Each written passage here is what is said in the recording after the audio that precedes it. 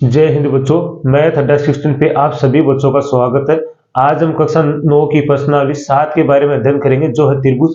त्रिभुज के बारे में बच्चों हम बेसिक पढ़ेंगे। तो बेसिक्स को शुरू करने से पहले सभी बच्चों से निवेदन है कि मैथ अड्डा 16 के चैनल को आप सभी बच्चों को सब्सक्राइब कर लेना, शेयर करना, लाइक और कमेंट करना, जो बेल आइकन वाला घंटा उसे अवश्य प्रेस कर लेना, ताकि आने वाला नोटिफिकेशन सबसे पहले बच्चों आप प्राप्त कर सके और क्लास का आनंद उठा सके। तो चलो बच्चों, आप क्लास को स्टार्ट करते हैं। तो सभी बोर्ड की तरफ ध्यान देंगे। त्रिभुज क्या होता है बच्चों, इसके बारे में हम सबसे पहले साधारणतः पढ़ेंगे। इसकी परिभाषा परिभाषा को पढ़ते पढ़ते हम आगे पढ़ेंगे त्रिभुज के छोटे छोटे कारण के, क्या त्रिभुज कैसे होता है, त्रिभुज कितने प्रकार का होता है, भुजाओं के, कोणों के, सभी के आधार पे। तो सबसे पहले हम पढ़ेंगे इसकी परिभाषा, क्योंकि सबसे पहले हमें परिभाषा ही पता होना चाहिए कि त्रिभुज होता क्या। तो पढ़ेंगे परिभाषा। तो परिभाषा क्या, नॉर्मल हम परिभाषा लिखते हैं तो कैसे लिखते हैं, तीन भुजाओं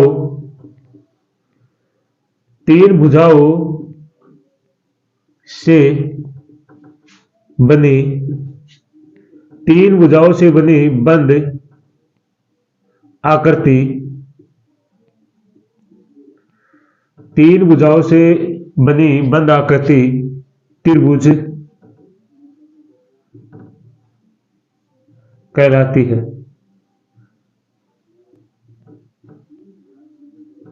ठीक है, नॉर्मल बात होगी कि त्रिभुज तीन भुजाओं से बनी बंद आकृति क्या कहलाती है, त्रिभुज कहलाती है। अब देखिए त्रिभुज बनाते हैं, इसके बारे में फिर और पढ़ते हैं। जैसे नॉर्मली तीन भुजाओं से बनी बंद आकृति है त्रिभुज ए बी सी। अब देखो यहां से हम पढ़ेंगे कि त्रिभुज में कितनी भुजा होती है, कितने शीर्ष होते हैं और कितने कोने, मतलब कितने बिंदु होते हैं ये वाले। जैसे कितने शीर्ष है, इसके शीर्ष के बारे में तीन शीर्ष है और तीन इसकी भुजा है। और यहां देखो बच्चों, तीन इसके क्या होते हैं, कोण होते हैं। तो सबसे पहले हम पढ़ेंगे, क्या पढ़ेंगे, कोण।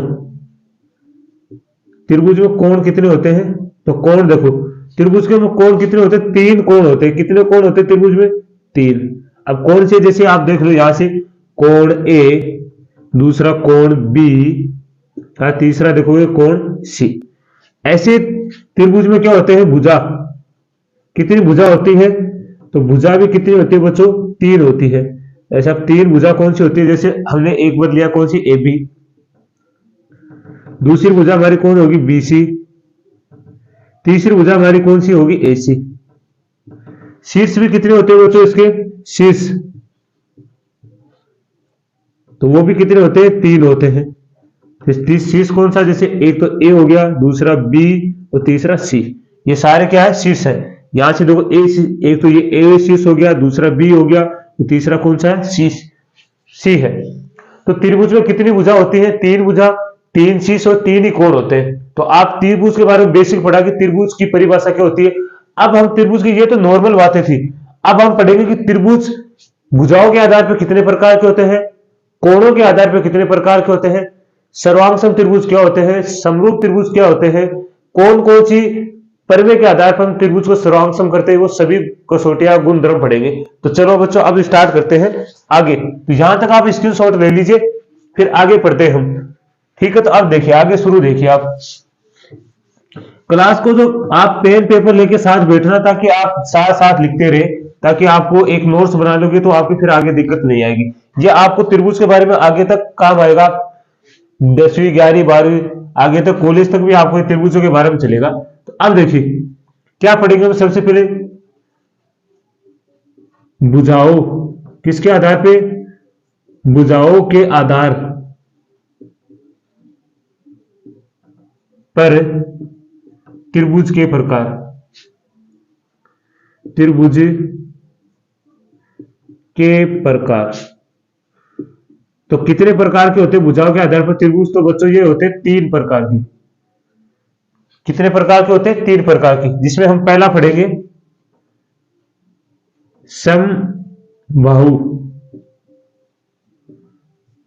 समबाहु त्रिभुज। क्या पढ़ेंगे, समबाहु त्रिभुज। तो सम का मतलब होता है समान, बाहु का मतलब होता है भुजा। सम का मतलब होता है बच्चों क्या होता है, समान, और बाहु का मतलब होता है भुजा। जिसकी सभी भुजाएं क्या हो, समान हो, क्या कहलाता है, समबाहु त्रिभुज कहलाता है। जैसे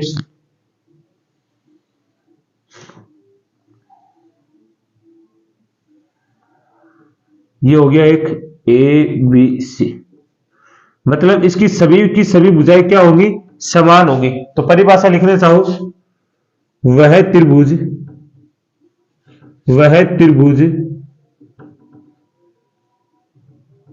जिसकी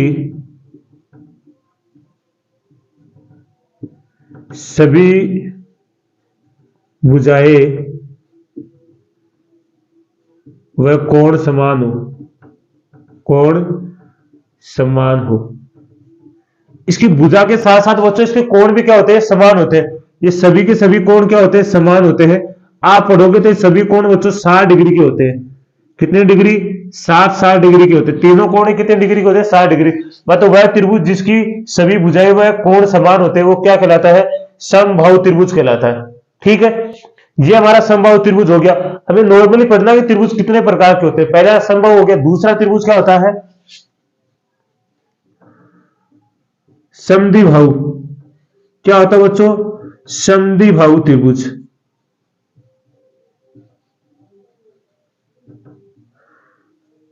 तो यहां हो गया सम का मतलब वही समान हो गया, दी का मतलब दो, और भाव का मतलब होता है भुजा। तो यहां से आपको अर्थ मिल गया हो गया समान, जिसकी वह त्रिभुज जिसकी दो भुजाएं समान होती है। तो इसके अर्थ में आपको पता चल गया होगा। यहां से मैंने लिखा सम का मतलब समान, दी का मतलब दो, भाव का मतलब भुजा। वह त्रिभुज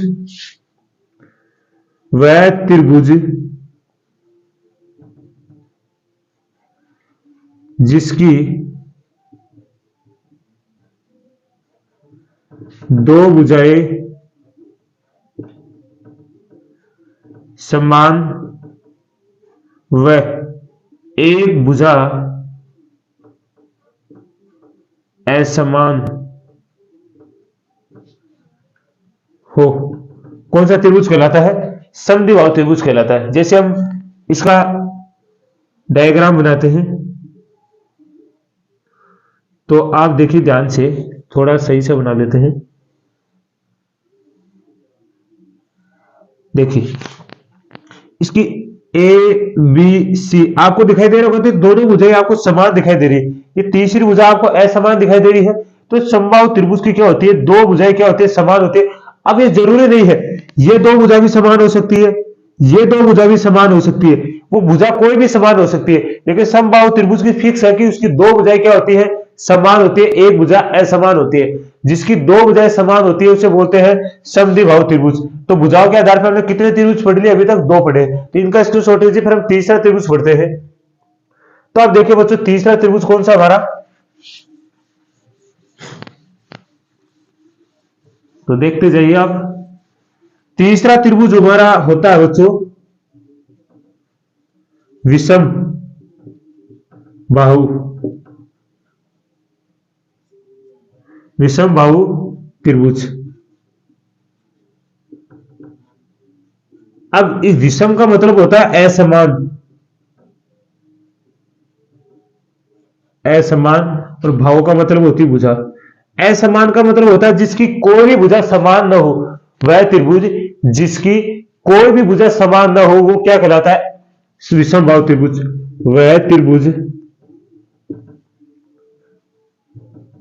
त्रिभुज जिसकी तीनों भुजाएं असमान,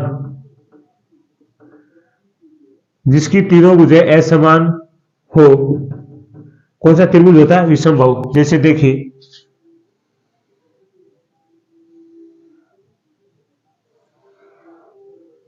तो आप ध्यान से देखेंगे तो इस त्रिभुज की कोई भी भुजा आपको समान नहीं दिखाई देगी। जैसे मैं थोड़ा इसको और आपको सही से बना के दिखाता हूं कि किस तरह का होता है।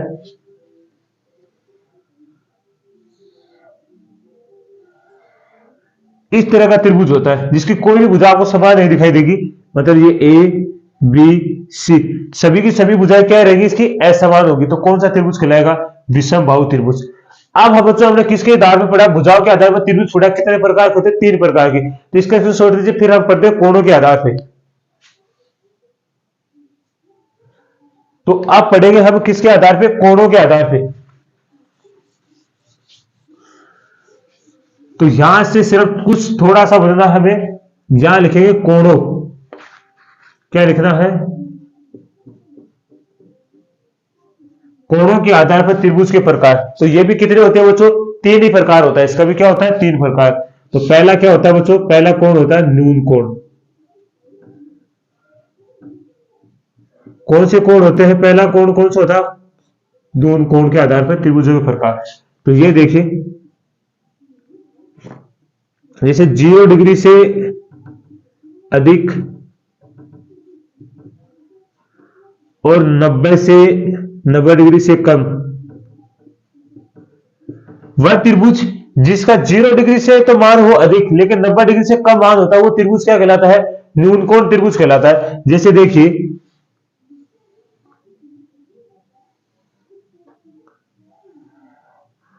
आप देख रहे हैं तो बच्चों सभी के सभी इसके कोण क्या है, न्यून कोण है।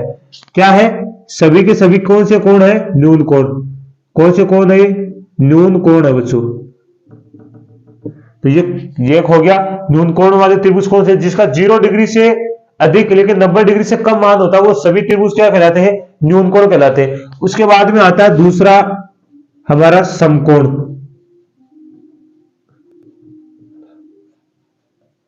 समकोण त्रिभुज मतलब समकोण त्रिभुज, तो देखो जिसका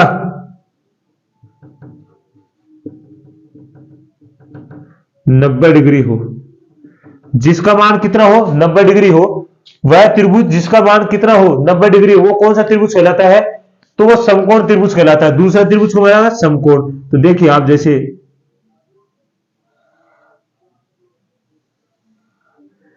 इसका एक कोण हमेशा बच्चों कितना होगा, 90 डिग्री का होगा, तो ये त्रिभुज क्या कहलाएगा, समकोण कहलाएगा।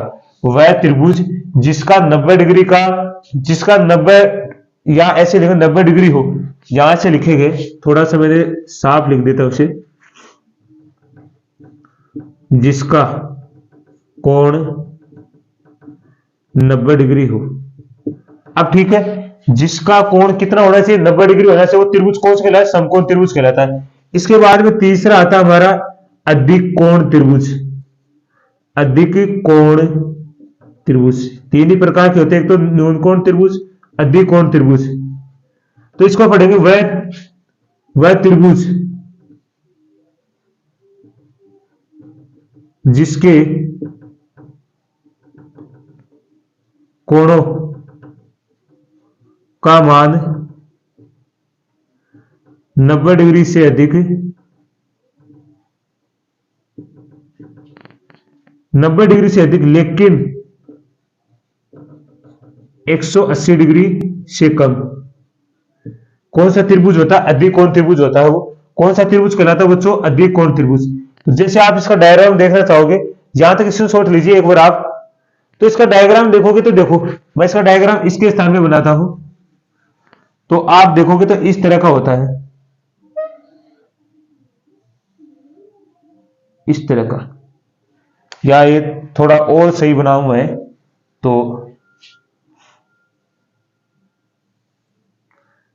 इस तरह से देखिए आप, तो ये वाला ABC इस तरह का त्रिभुज होता है, जिसका कोण क्या होता है, 90 डिग्री से अधिक होता है। कौन सा कहला, अधिक कोण। तो बच्चों हमने किसके कोणों के आधार पर पढ़ा, एक तो न्यून कोण, समकोण और अधिक कोण त्रिभुज होता है। हमने पढ़ लिया, एक तो किसके आधार पर पढ़ा, भुजाओं के आधार पे, एक कोणों के आधार पे। तो यहां तक स्क्रीनशॉट लीजिए, फिर हम पढ़ते हैं आगे त्रिभुज के बारे में। तो आपने स्क्रीनशॉट ले लिया होगा बच्चों। तो अब बच्चों हमें क्या करना है, आप पढ़ेंगे हमें समरूप त्रिभुज, सर्वांग सम त्रिभुज, उनके गुण धर्म पढ़ेंगे, वो सब पढ़ेंगे हम बच्चों। तो ध्यान से देखना आप।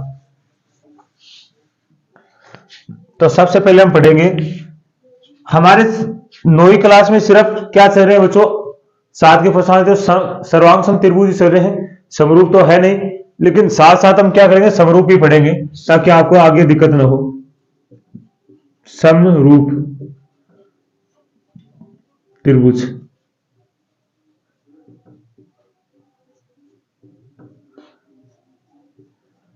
समरूप त्रिभुज, सम का मतलब होता है समान, और रूप का मतलब रूप ही होता है, जिसका समान रूप हो। आप परिभाषा से देखो, नाम से पता चल रहा, सम मतलब समान, रूप का मतलब रूप, जिनका रूप समान हो वह आकृतियां क्या कहलाती, समरूप आकृतियां कहलाती। जैसे कोई भी आकृति हो, उनका रूप समान होना है, भले ही चाहे वो आकृति छोटी हो या बड़ी हो, लेकिन उनका रूप समान होता है। जैसे डायग्राम के माध्यम से देखिए आप, एक त्रिभुज मैंने ये बनाया ए बी सी, और दूसरा त्रिभुज मैंने ये वाला बनाया पी क्यू आर। तो आप देख रहे हो इनकी आकृतियां क्या है, छोटी बड़ी है, लेकिन आप दिखाई दे रहे थे इसका जो रूप है वो एक जैसा दिखाई दे रहा है आपको। त्रिभुज ये दोनों त्रिभुज एक ही जैसा दिखाई दे रहा है, अलग अलग तो नहीं है ना। बस इसकी क्या होता है कि जिनका रूप समान होना चाहिए, भले आकृति छोटी या बड़ी हो, अलग अलग नहीं, एक ही रूप की, मतलब एक ही रूप की होनी चाहिए। छोटी बड़ी आकृति वो चलेगा, लेकिन वो क्या होनी चाहिए, एक ही रूप की होनी चाहिए। कौन सा त्रिभुज कहलाता है, कौन सा कहलाता है, समरूप त्रिभुज कहलाते हैं। कौन से त्रिभुज कहलाता है, जैसे और कोई आकृति आप लेना चाहो तो ले सकते हो। जैसे मान लो एक वृत्त दिया मैंने, एक छोटा वृत्त ले लिया, जैसे मैंने 1 सेंटीमीटर त्रिज्या वाला। दूसरा मैंने इससे बड़ा त्रिभुज एक वृत्त लिया है, ये वाला मैंने 2 सेंटीमीटर त्रिज्या वाला। एक इससे बड़ा ओ ले लिया मैंने,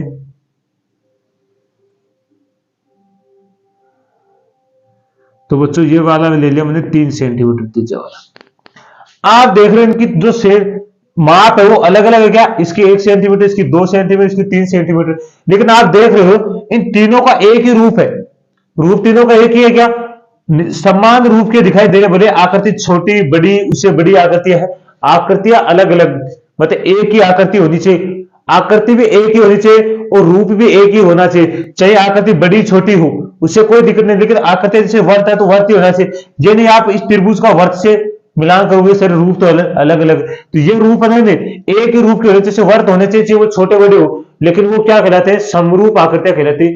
कहने का अर्थ हुआ कि सीधी सी बात है, उनका रूप समान होना चाहिए, भले माप छोटी या बड़ी हो उससे कोई फर्क नहीं पड़ता, वो क्या कहलाती है, समरूप आकृतियां कहलाती है।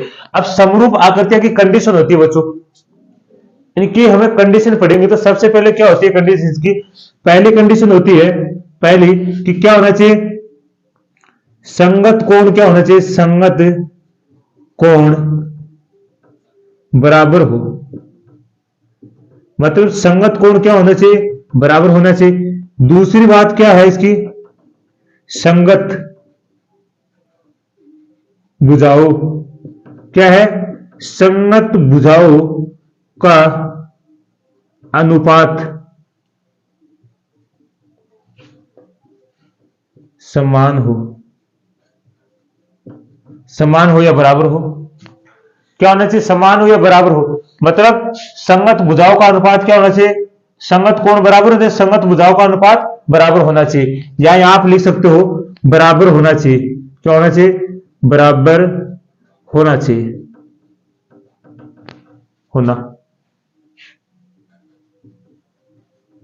तो देखिए कैसे, अब आप कह रहे हो कि सर संगत कोण बराबर होने चाहिए, संगत भुजाओं का अनुपात बराबर होना चाहिए, ये कैसे, तो ये भी आप देखिए, आप पढ़िए, अभी आपको देखो इसी 2 त्रिभुजों के माध्यम से हम सीखते हैं, आपको खुद ना खुद पता चल जाएगा। जैसे मैंने इसको मान लिया 1 सेंटीमीटर, इस वाले को मैंने 2 सेंटीमीटर, इसको मैंने 4 सेंटीमीटर माना और इस वाले को 5 सेंटीमीटर माना मैंने, इस वाले को मैंने मान लिया 8 सेंटीमीटर है और ये वाला 10 सेंटीमीटर। ठीक है, तो यहां से देखिए संगत कोण बराबर होने चाहिए, मतलब एक पहली बात है कि ये वाला कोण इस कोण के संगत है तो ये बराबर होने चाहिए। दूसरी बात है कि ये वाला कोण इस कोण के बराबर होना चाहिए। तीसरी बात कि ये वाला कोण इस कोण के बराबर होना चाहिए। संगत कोण तो यही होते हैं कि संगत कोण मतलब ये वाला इस वाले के बराबर, ये वाला इस कोण के बराबर और ये वाला कोण इस बराबर होना चाहिए, तभी तो संगत कोण है। साथ में इनकी भुजाओं का अनुपात बराबर होना चाहिए, मतलब ए बी, कौन सी भुजा ए बी, इसकी कौन सी है पी क्यू, बराबर इस वाले की क्या है BC और इस वाले की क्या है QR, इस वाले की क्या है AC और इस वाले की क्या है PR। ठीक है, अब यहां से देखिए AB का मान हमारे पास 1 है, पी क्यू का मान हमारे पास क्या है 2, बीसी का मान हमारे पास 4 है, क्यू आर का मान हमारे पास क्या 8, यहाँ एसी का मान आपके पास 5 है और पी आर का मान कितना है 10। तो यहां से देखिए 4 एकम 4, 4 दूनी 8, 5 एकम 5, 5 दूनी 10। तो यहां से आएगा 1/2, 1/2, 1/2। तो इनका भुजाओं का अनुपात देखो बराबर है क्या। दूसरी बात क्या कंडीशन है, देखो इनकी भुजाओं का अनुपात 1/2, 1/2 आया, इस तरह तो इनका भुजाओं का अनुपात बराबर होना चाहिए। दूसरी बात इनका प्रत्येक कोण, मतलब कोण ए कोण पी के बराबर होना चाहिए, कोण बी कोण क्यू के बराबर होना चाहिए, कोण सी कोण आर के बराबर होना चाहिए। मतलब इनकी संगत भुजाओं का अनुपात और संगत कोण क्या होने चाहिए, बराबर होने चाहिए। तब वो त्रिभुज क्या कहलाता है, समरूप त्रिभुज कहलाते हैं। कौन से त्रिभुज कहलाते हैं, समरूप त्रिभुज कहलाते हैं। तो इनका स्क्रीनशॉट लीजिए, फिर हम पढ़ते हैं सर्वांग सम त्रिभुज क्या होते हैं। तो आपने अच्छे से समझा इसको। अब पढ़िए, देखो बच्चों सर्वांग सम त्रिभुज क्या होते हैं, वो वाला देखिए आप।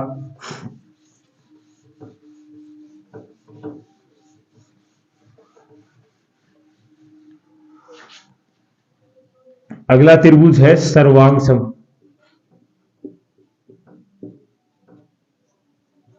त्रिभुज।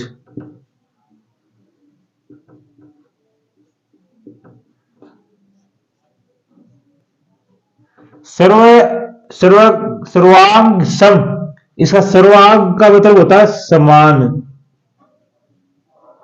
सम का मतलब भी क्या होता है, समान। मतलब सभी के सभी भुजाएं सर्व समान, मतलब सर्वांग सम क्या होता है, सर्वांग सम का मतलब होता है सभी की सभी भुजाएं बराबर होनी चाहिए, सभी कोण बराबर होने चाहिए और आकृतियां भी कैसी होनी चाहिए, एक समान होनी चाहिए, न छोटी और न बड़ी, एक ही माप की आकृतियां होनी चाहिए। जैसे सर्वांग सम का मतलब होता है, जैसे एक ये बनाया मैंने,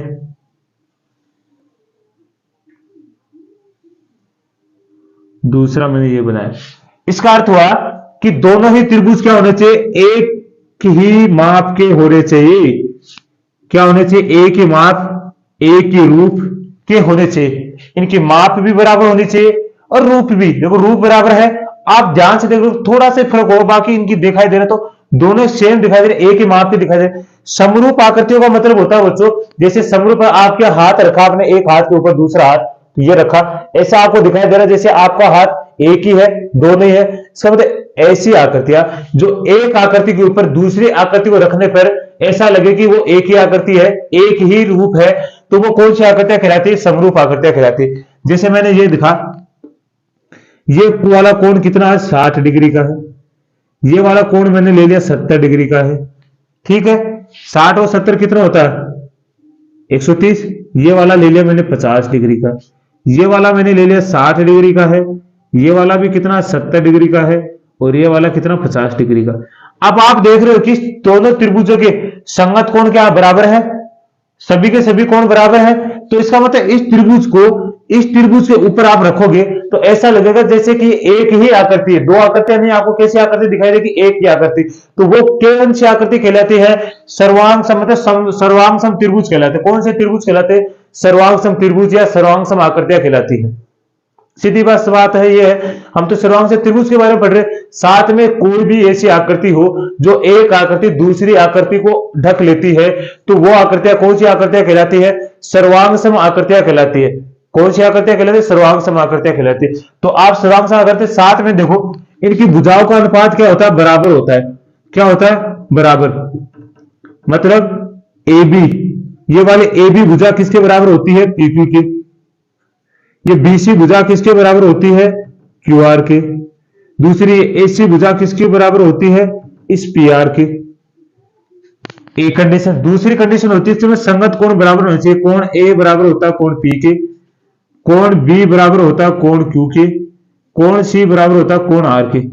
वह त्रिभुज जिसकी संगत भुजा बराबर हो और संगत कोण बराबर हो, कौन सा त्रिभुज कहलाते हैं, कौन सा त्रिभुज कहलाएंगे, सर्वांग सम त्रिभुज कहलाएंगे। जैसे पहली कंडीशन है संगत कोण बराबर, संगत कोण बराबर, ठीक है। दूसरी कंडीशन है संगत भुजाएं बराबर हो।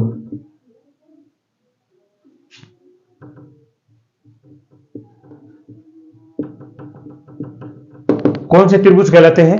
तो कौन से त्रिभुज कहलाएंगे? वो सर्वांग सम त्रिभुज कहलाएंगे या सर्वांग सम आकृतियां कहलाएंगी, जिनका रूप, भुजा का माप और कोण अगर समान है तो वो कौन सी आकृतियां कहलाएंगी? समरूप या सॉरी सर्वांग सम आकृतियां कहलाएंगी, समरूप नहीं कहलाएंगे। कौन सी कहलाएंगे? सर्वांग सम। अब समरूप आकृतियां क्या हो सकती है बच्चों? सर्वांग सम हो सकती है, लेकिन कभी भी समरूप आकृतियां, सर्वांग सम आकृतियां समरूप हो सकती है, लेकिन समरूप आकृतियां कभी भी सर्वांग सम नहीं हो सकती, क्योंकि समरूप आकृतियां छोटी बड़ी होती है, उसकी माप बराबर नहीं होती। लेकिन जो सर्वांग सम आकृतियां होती है वो समान रूप की होती है, तो उनको हम क्या बना सकते हैं? समरूप बना सकते हैं, लेकिन सर्वांग सम नहीं बना सकते। ठीक है, तो ये बात आपको अच्छे से समझ में आई होगी। तो बच्चों अब हमने इस प्रश्नावली का जो हमारा डिटेल था वो हमने पढ़ा। अब हम पढ़ेंगे यहाँ क्या, अब इनके जो नियम है वो नियम पढ़ेंगे, जैसे भुजा, भुजा कोण वाला, कसौटियां पढ़ेंगे, ऐसे ऐसे ये वाले सभी नियम। तो यहां तक आप स्क्रीनशॉट लीजिए, हाथ पढ़ते हैं इसकी भुजा वाला, कोण वाला सब पढ़ेंगे, तो वो देखिए आप। तो मैं मिटा दूं इसे। अब देखिए,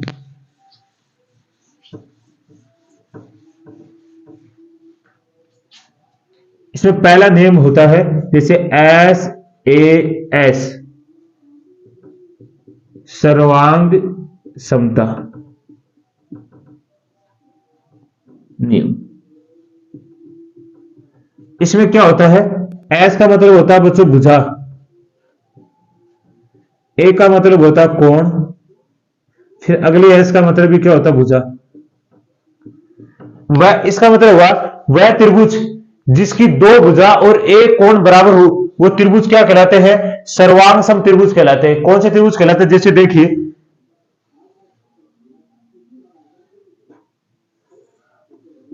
ए बी सी, ऐसे त्रिभुज ले लेते हैं।